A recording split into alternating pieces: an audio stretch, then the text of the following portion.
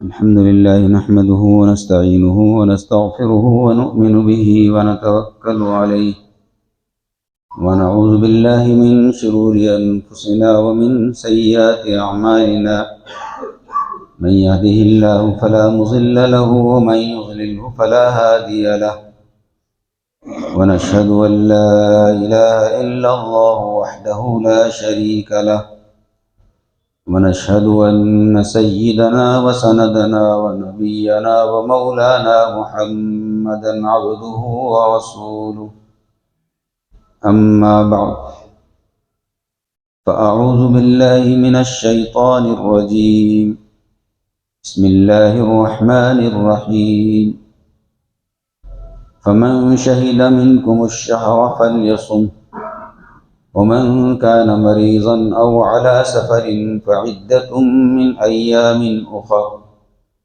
يريد الله بكم اليسر ولا يريد بكم العسر ولتكملوا العدة ولتكبروا الله على ما هداكم ولعلكم تشكرون صدق الله العظيم.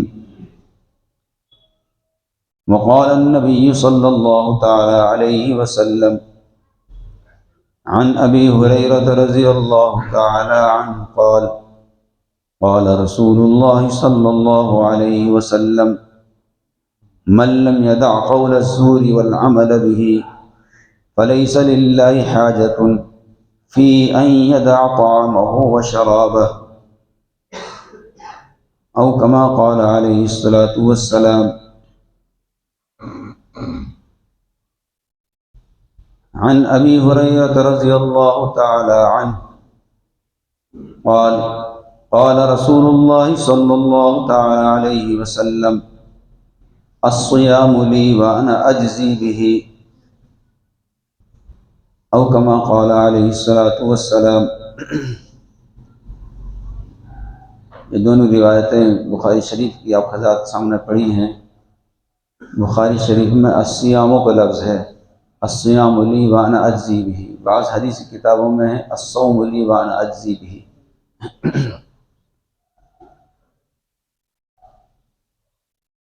محترم بزرگوں، عزیز بھائیوں، آپ حضرات تو بڑے مقدر والے ہو، بڑے بڑے علماء کی باتیں آپ سنتے ہیں ماشاءاللہ، اور بڑی قیمتی باتیں اور ہیرے جواہرات آپ نے جمع کیے ہوئے ہیں. ایسے قیمتی لوگوں کے سامنے کیا عرض کیا جائے، اور کوئی نئی بات بھی نہیں ہوتی ہے، بات وہی پرانی ہوتی ہیں، ان کو دہرایا جاتا ہے. پھر بھی حضرت مولانا شاہ صاحب نے فرمایا کچھ کہنا ہے تو اس لیے کچھ عرض کرنے کی جسارت کی جاتی ہے. روزے سے متعلق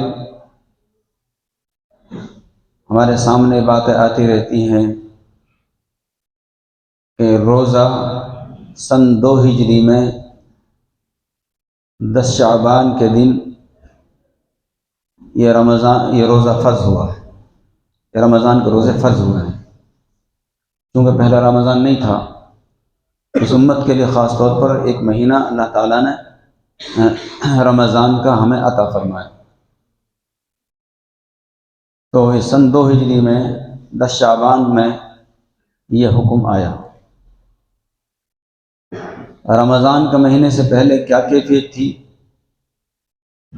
اس سے پہلے روزے فرض تھے کہ نہیں تھے؟ تو محدثین اور فقہا یہ فرماتے ہیں کہ اس سے پہلے بھی روزہ فرض تھے اس امت پر. اس کی شکل یہ تھی، حضرت نبی اکرم صلی اللہ علیہ وسلم جب آپ کو نبوت ملی تو آپ مکہ مکرمہ میں تشریف فرما تھے اور 13 برس تک وہیں رہے. تو یہ مکے والے 10 محرم کا روزہ رکھتے. تو حضرت نبی اکرم صلی اللہ علیہ وسلم نے فرمایا بھائی یہ 10 محرم کا روزہ رکھتے ہیں، تم بھی رکھو. صحابہ کرام اجماع اللہ تعالیٰ علیہ اجمعین کو حکم صادر فرمایا آپ نے، تو 10 محرم کا روزہ فرض ہو گیا۔ اور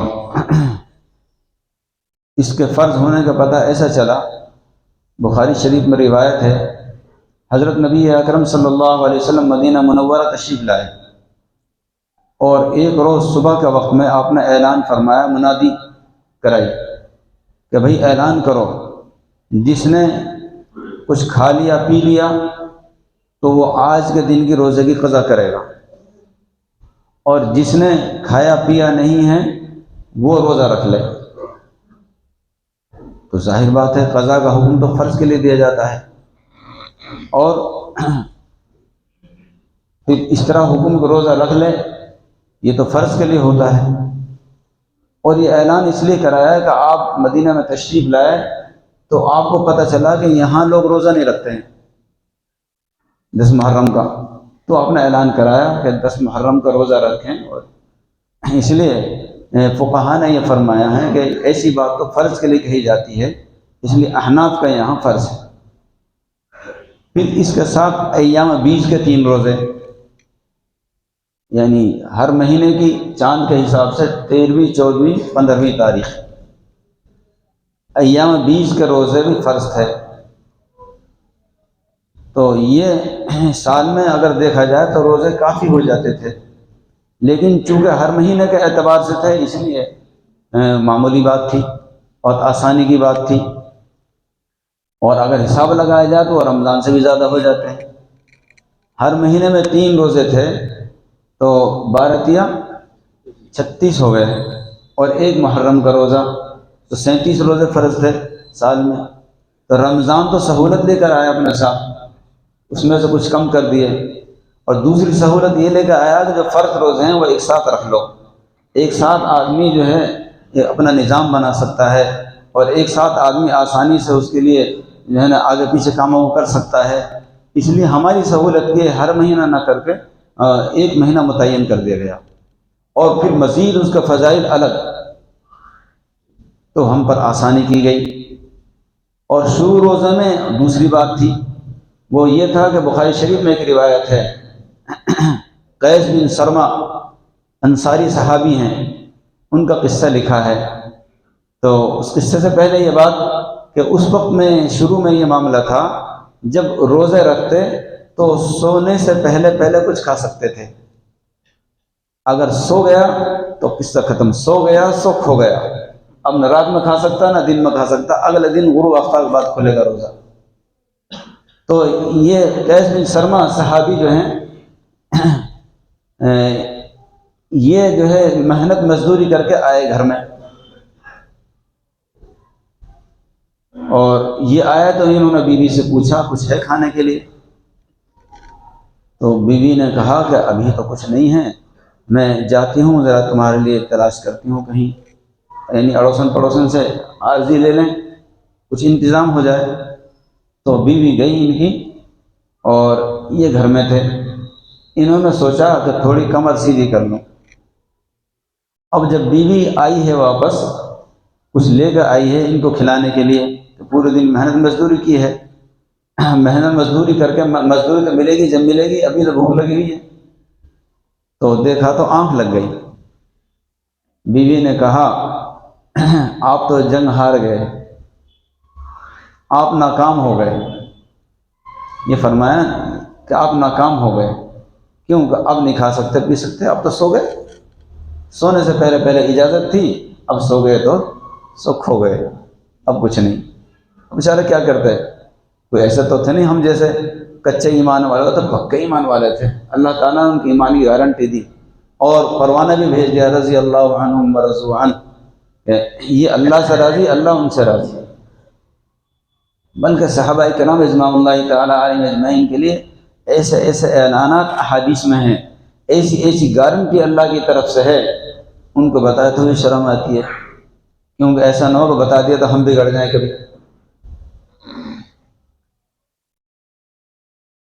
ایک مثال پیش کرتا ہوں، بدرین صحابہ کے لیے حضور پاک صلی اللہ علیہ وسلم نے فرمایا، اللہ نے فرمایا ان کو سب کو بخش دیا گیا، جو چاہیں کریں۔ اگر ہمیں ایسی بات کہہ دی جائے تو اگلے دن ہی مسجد میں نہیں آئیں گے، اب جو چاہیں کریں بس بخش دے گا ہمیں، تو اب کیا ضرورت ہے نماز کے روزے کی۔ لیکن وہ ایسے نہیں تھے، سمجھتے تھے بات کو۔ جب یہ بات سنی تو اور زیادہ پختہ ہو گئے، اور زیادہ محنت کرنے لگے، اور زیادہ سنتوں کا اہتمام کیا۔ اور پھر ایسے موقع آئے ہیں، حضرت نبی اکرم صلی اللہ علیہ وسلم فرمایا ارے یہ تو بدری صحابی ہے، چلو چھوڑو، ان کا ایمان پکا ہے، ان کی ایمانی گارنٹی اللہ نے لی ہے۔ اب ان واقعات کو سنانے کا وقت نہیں ہے، اس لیے دوسری طرف تو یہ صحابی سو گئے۔ اب رات میں بھی کچھ نہیں کھایا اور اگلا دن پھر کچھ نہیں۔ ہم تو ماشاءاللہ سحری کے وقت پہ 1-2 گلاس پانی چڑھا جاتے ہیں، اس وقت میں ابھی سونے سے پہلے کھا سکتے تھے بس، اور جب کھانا پینا ناجائز ہے تو اور کچھ بھی ناجائز ہے۔ اگلے دن دوپہر تک تو یہ بیچارے ہمت کرتے رہے، اگلے دن دوپہر کے وقت میں غشی کھا کے گر گئے، چکر آ کے گر گئے۔ یہ بات حضور پاک صلی اللہ علیہ وسلم تک پہنچائی گئی کہ ابو سرمہ انصاری، قیس بن ابی سرمہ انصاری جو ہیں، ان کو ساتھ ایسا واقعہ پیش آ گیا کہ وہ تو چکر کھا کے گر گئے۔ اچھا، تو حضور پاک صلی اللہ علیہ وسلم نے اللہ سے دعا کی، یا اللہ ہمارے لیے کچھ آسانی فرمائیے، یہ میرے صحابہ بہت پریشان ہو رہے ہیں اس طرح کے روزے سے کہ جس کی آنکھ لگ گئی بس وہ کھانے پینے سے محروم۔ تو اللہ تبارک و تعالیٰ نے آیت نازل فرمائی، احل لکم لیلۃ الصیام الرفث الی نسائکم ہن لباس لکم وانتم لباس لہن۔ فرمایا اب پوری رات کھا سکتے ہو، آج سے پوری رات کھا سکتے ہو، بلکہ اپنی بیویوں کے پاس سو بھی سکتے ہو، اور صبح صادق تک سب کچھ اجازت ہے کھانے پینے کی۔ اور پھر اس کا ساتھ ساتھ یہ آیت، یہ بھی حصہ نازل ہوا، کلوا واشربوا حتی یتبین لکم الخیط الابیض من الخیط الاسود، بس اتنا نازل ہوا، من الفجر نازل نہیں ہوا۔ فرمایا کھاؤ پیو یہاں تک کہ سفید دھاگا کالے دھاگے سے واضح طریقے پر نظر آئے۔ تو اب یہ بات صحابہ نے سن لی، بہت آسان بات ہے۔ تو ایک صحابی ہیں وہ عدی بن حاتم، حاتم طائی کا قصے مشہور ہیں، وہ بہت سخی تھا، لیکن اس نے حضور صلی اللہ علیہ وسلم کو زمانہ نہیں پایا۔ ان کے بیٹے نے حضور صلی اللہ علیہ وسلم کو زمانہ پایا ہے، وہ مسلمان ہو گیا، صحابی تھے۔ تو حاتم طائی رضی اللہ عنہ نے 2 دھاگے لیے، ایک کالا اور ایک سفید، اور اپنے تکیے کے نیچے رکھ لیے۔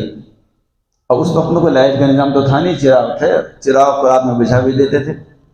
اب جو ہے وہ تکیے کے نیچے سے نکال کر کالے اور سفید دھاگے کو دیکھتے رہے، کب کالا اور سفید الگ الگ نظر آتے ہیں۔ اب کالا اور سفید تو شاید جب ہماری فجر کی نماز کھڑی ہوتی ہے اور دنوں میں جب نظر آئے گا تو خوب کھایا، مزہ آ گیا، بھائی واہ خوب لمبا چوڑا ٹائم ملا۔ اچھا انہوں نے تو یہ کیا۔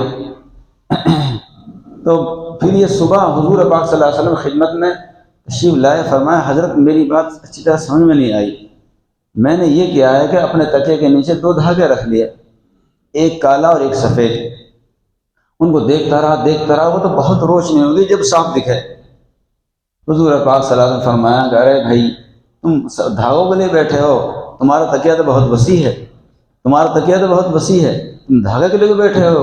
ارے دھاگے سے مراد دھاگا نہیں ہے، یہاں سفید دھاگے سے صبح صادق مراد ہے، اور کالے دھاگے سے رات مراد ہے۔ جب رات سے صبح صادق ہو جائے تو کھانا پینا بند کر دو۔ اسی طرح دوسرے صحابہ آئے، ایک صحابی نے یہ کیا کہ اونٹ کی جو رسی ہوتی ہے وہ ایک پاؤں میں وہ باندھ لی، ایک پاؤں میں سفید باندھ لی، ایک پاؤں میں کالی باندھ لی۔ تو وہ جو ہے دیکھتے رہے کہ بھئی کب نظر آتا ہے الگ الگ، تو وہ دیکھتے رہے، وہ تو بہت روشنی ہو گئی جب صاف نظر آئے کالا اور سفید۔ تب حضور پاک صلی اللہ علیہ وسلم پاس آئے، حضرت یہ تو بہت دیر میں نظر آتے ہیں، ہم تو بہت پہلے فارغ ہو جاتے تھے سحری سے، اب تو اچھا خاصا ٹائم مل گیا۔ فرمایا کیسے؟ کہ دیکھو میں نے یہ باندھے ہوئے ہیں، دھاگا وقت ملا نہیں، وہ رسی باندھ لی میں نے، تو اس کا ٹکڑا باندھ لیا، یہ تو کالا اور سفید تو جب نظر آیا جب بہت روشنی ہو گئی۔ ارے فرمایا تم سمجھے نہیں، کالا اور سفید سے مراد یہاں رسے نہیں ہیں، یہ دھاگے نہیں ہیں، بلکہ اس سے مراد تو کالے سے مراد رات ہے اور سفید سے مراد صبح صادق ہے۔ تو تب جا کر بات سمجھ میں، شروع میں جو ہے نا ایسی دقتیں پیش آئی، پھر اللہ تبارک و تعالیٰ نے جو ایک حصہ تھا وہ نازل فرمایا من الفجر. وہ تو عرب لوگ تھے، جب یہ حصہ نازل ہو گیا تو سب سمجھ گئے، پھر کسی وضاحت کی ضرورت نہیں، کھاؤ اور پیو جب تک تمہیں واضح ہو، سفید اور کالا دھاگا اچھی طرح واضح ہو جائے، یعنی فجر تک، یعنی صبح صادق تک. صبح صادق پھر تو بات سمجھ میں آ گئی، اس سے مراد صبح صادق. تو کئی چیزوں میں ایسے ہی ہوا کہ جو ہے پہلے حکم صاف نازل نہیں ہوا، لوگ دقت میں آئے. تیمم بارے میں بھی ایسے ہی ہوا، لوگوں نے سفر میں چلے گئے، تیمم کی آیت تو نازل ہو گئی، تیمم کر سکتے ہیں، لیکن جب وہ سفر میں گئے تو اس کی تفصیل نہیں معلوم ہوتی ان کو. اب جب نہانے کی ضرورت ہے ایک صحابی کو، اس نے تو سارا جسم رگڑ لیا، بالوں میں بھر لیا اور سب، اور کسی نے کچھ کیا کسی نے کچھ کیا. پھر آ کے حضور صلی اللہ علیہ وسلم سے پوچھا، تب حضور صلی اللہ علیہ وسلم نے تفصیل فرمائی، اور پھر آیت کا باقی حصہ بھی نازل ہوا، اس کی ترکیب بھی بتائی گئی. یعنی بس اس میں تیمم میں نیت کرنا ہے اور 2 ضربیں ہیں، ایک چہرے پہ اور ایک ہاتھ پر، اس طریقے سے وغیرہ وغیرہ. تو بہرحال یہ روزے جو ہے پہلے بھی تھے، لیکن پہلے جو ہے مہینے میں 3 روزے اور ایک 10 محرم کا روزہ تھا. اس کے بعد میں اللہ تبارک و تعالیٰ نے پھر رمضان کا مہینہ عطا فرمایا، جس کے لیے فرمایا یا ایھا الذین آمنوا کتب علیکم الصیام کما کتب علی الذین من قبلکم لعلکم تتقون، جس کی تفصیل آپ سنتے رہتے ہیں ماشاءاللہ. پھر رمضان کا مہینہ آیا، اور پھر اس میں بھی جو ہے کچھ تھوڑی ڈھیل تھی. پہلے فرمایا روزہ رکھنا چاہو روزہ رکھ لو، نہیں رکھنا چاہے تو فدیہ دے دو، یہ تھی. پھر بعد میں اس میں تھوڑی اور وضاحت کی گئی. فرمایا فمن شہد منکم الشہر فلیصم، جو تم میں سے جو ہے رمضان پائے تو اس کو تو روزہ رکھنا ہی ہوگا. اب وہ فدیہ کی بات نہیں ہے. اب فدیہ کا حکم تو صرف بزرگوں کو رہ گیا، جو زیادہ عمر والے ہیں، مثلا 60 70 سال 80 سال کی عمر ہے، وہ روزہ نہیں رکھ سکتے، ان کو دقت ہے تو وہ فدیہ دے سکتے ہیں. لیکن بہت سے پختہ ایمان والے لوگ میں نے دیکھے ہیں، بہت سارے، خاص طور سے علماء میں نے دیکھا، چاہے 70 80 سال کی عمر ہو جائے روزہ نہیں چھوڑتے. جب ان سے کہا گیا کہ حضرت فدیہ دے سکتے ہیں، بیمار بھی ہو، فرمایا میں مرنے مر جاؤں گا، روزہ نہیں چھوڑوں گا، نہیں چھوڑے روزے. علماء کا ہم نے ایسا معاملہ دیکھا، اللہ والوں کا. ہمیں بھی کوشش کرنی چاہیے کہ جہاں تک ہو سکے ڈائریکٹ روزہ ہی رکھیں، اور جب نہیں کام چلے، سب ڈاکٹروں نے، گھر والوں نے، سب نے مل کر یہ کہا بھائی اب تو سب مسلمان یہ کہہ رہے ہیں کہ تمہیں فدیہ دینا چاہیے، بہت کمزوری ہے، بڑی بیماری ہے، تو ہم پھر فدیہ دیں. میرے پاس فون آیا چند مہینہ پہلے، وہ کہ جی میں روزہ رکھتا ہوں تو فدیہ دیتا ہوں. میں نے کس کا مسئلہ ہے؟ کہ جی میرا ہی مسئلہ ہے. مجھے آواز لگی جوان کی، کتنی عمر ہے؟ کہ جی 32 سال عمر ہے. میں نے بھائی تم یہ کیوں نہیں رکھتے روزے، فدیہ کیوں دیتے ہو؟ کہ جی وہ بھوک بہت لگتی ہے، بھوک برداشت نہیں ہوتی. میں نے کہا یہ مسئلہ بوڑھے بڑھوں کے لیے ہے، 60 70 سال والوں کے لیے. بھوک تو کس کو نہیں لگتی ہے؟ ہمیں لگتی ہے بھوک، تو 50 سال کا آدمی کو بھوک لگتی ہے، اور 55 سال کا آدمی کو بھوک پیاس لگتی ہے، اور جو ہے 20 سال کے کو بھی لگتی ہے. تمہیں بھوک پیاس لگتی ہے تو اس کا مطلب یہ تھوڑی کہ تم بھی فدیہ دے دو گے. یہ تو بزرگوں کے لیے مسئلہ ہے، تم نے کہاں سے سن لیا؟ کہ جی میں تو جو ہے فدیہ دیتا ہوں، روزہ نہیں رکھتا. میں خدا کا بندہ، تو اللہ کسی مفتی نے بتایا تجھے؟ کوئی ایسے مفتی مل گیا اس کو. میں نے کہا بھائی اگر تیرے سمجھ میں بات نہیں آئی تو یہاں آ جاؤ، کتاب دکھاؤں تمہیں.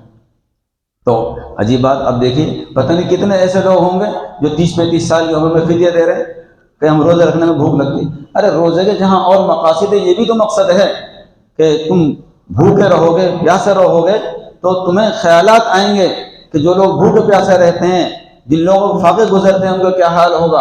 ان کا خیال تمہارے ذہن میں آئے گا، ہمدردی آئے گی، اور تمہارے دل میں خوف خدا پیدا ہوگا.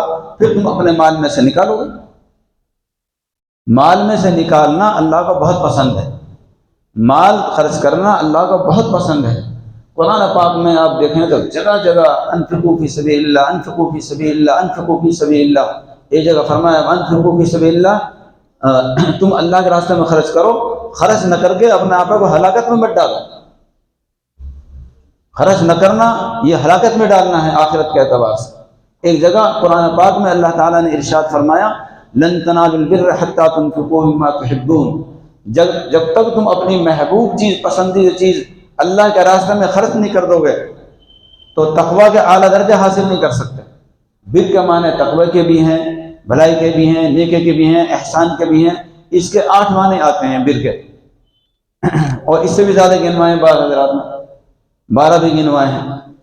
تو اعلیٰ درجہ کا تقوی ہمیں چاہیے، زکوٰۃ وکات نکالنے کے علاوہ پھر بھی اللہ کے راستے میں ہم خرچ کریں، تب جو ہے ہم بھلائی کو پہنچیں گے۔ لن تنالوا البر حتى تنفقوا مما تحبون، اپنی محبوب چیز جب تک اللہ کے راستے میں خرچ نہیں کرو گے، جب تک اللہ کے محبوب نہیں بنو گے۔ اور فرمایا وما تنفقوا من شيء فإن الله به عليم، اور جو تم اللہ کے راستے میں خرچ کر رہے ہو اللہ اس کو جانتا ہے، چاہے تم کسی کو بتاؤ یا نہ بتاؤ، رات کے اندھیرے میں خرچ کر دو، لیکن اللہ جانتا ہے، اللہ کو سب کچھ پتہ ہے۔ جب یہ آیت نازل ہوئی تو صحابہ کرام اجماع اللہ تعالیٰ علیہم اجمعین تڑپ گئے۔ ارے سب نے سوچا مجھے کیا چیز پسند ہے، مجھے کیا چیز پسند ہے، کون سی چیز دی جا سکتی ہے۔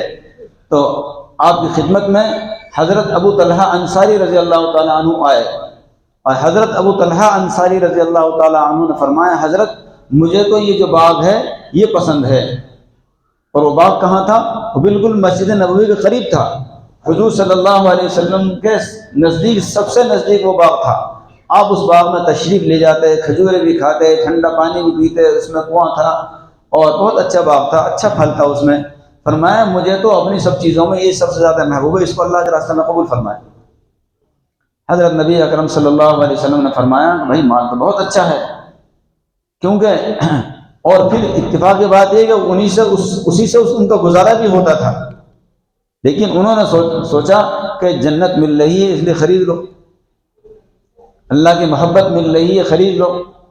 چنانچہ انہوں نے حضور پاک صلی اللہ علیہ وسلم کی خدمت میں پیش کر دیا تو آپ صلی اللہ علیہ وسلم نے فرمایا بھائی یہ باغ اپنے رشتہ داروں پر صدقہ کرو، ان کے حصے بناؤ، اس کی آمد کو وہ لیں گے۔ چنانچہ انہوں نے اس پورا باغ اس طریقے سے صدقہ کر دیا۔ سنتے ہی فوراً ایک صحابی ہیں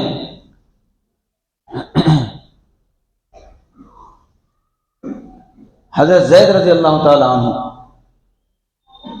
وہ حضرت نبی اکرم صلی اللہ علیہ وسلم کی خدمت میں گھوڑے پر سوار ہو کر آئے، زید بن حارثہ، اور فرمایا کہ حضرت میرے پاس کوئی مال وال تو ہے نہیں، ہم تو دین کی محنت میں لگے رہتے ہیں، اور بس میرے پاس اگر کوئی مال ہے اور سب سے اچھا مال ہے تو یہ گھوڑا ہے، یہ ہر جگہ کام آتا ہے، میرے اللہ کے راستے میں بھی کام آتا ہے، ویسے بھی کام آتا ہے، تو یہ گھوڑا قبول فرما لیجیے۔ حضرت نبی اکرم صلی اللہ علیہ وسلم نے فرمایا لاؤ، قبول فرما لیا، اور قبول فرما کر بلایا ان کے بیٹے اسامہ کو بلایا اور فرمایا یہ تم لے لو۔ انہوں نے کہا حضرت میں تو یہ صدقہ کرنا چاہتا ہوں اللہ کے راستے میں، بیٹے کے پاس گیا تو گھر میں آ جائے گا۔ فرمایا تمہارا صدقہ اللہ نے قبول کر لیا، اس کی مجھے اطلاع آ گئی کہ تمہارا صدقہ قبول ہے، اب میں اپنی طرف سے ان کو دے رہا ہوں۔ اسی طریقے سے اس پر عمل بعد تک ہوتا رہا، یہ نہیں کہ اس وقت، آج بھی اس پر عمل کر سکتے ہیں ہم۔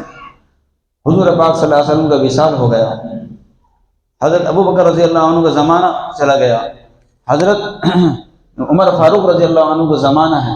عمر فاروق رضی اللہ تعالیٰ عنہ نے خط لکھا ہے حضرت ابو موسیٰ اشعری رضی اللہ تعالیٰ عنہ کو، فرمایا کہ فلاں جو قیدی آئے ہوئے ہیں ان میں سے کوئی باندی دیکھو اچھی سی اور خرید کے میرے پاس بھیجو، اور باندی سے اس طرح رہ سکتے ہیں جیسے اپنی بیوی کے ساتھ رہ سکتے ہیں۔ تو انہوں نے اچھی خوبصورت باندی خرید کر ان قیدیوں میں سے بھیجی۔ عمر فاروق رضی اللہ تعالیٰ عنہ کو جیسی نظر پڑی تو ان کو بڑی پسند آئی، فوراً آپ نے پڑھا لن تنالوا البر حتى تنفقوا مما تحبون وما تنفقوا من شيء فإن الله به عليم۔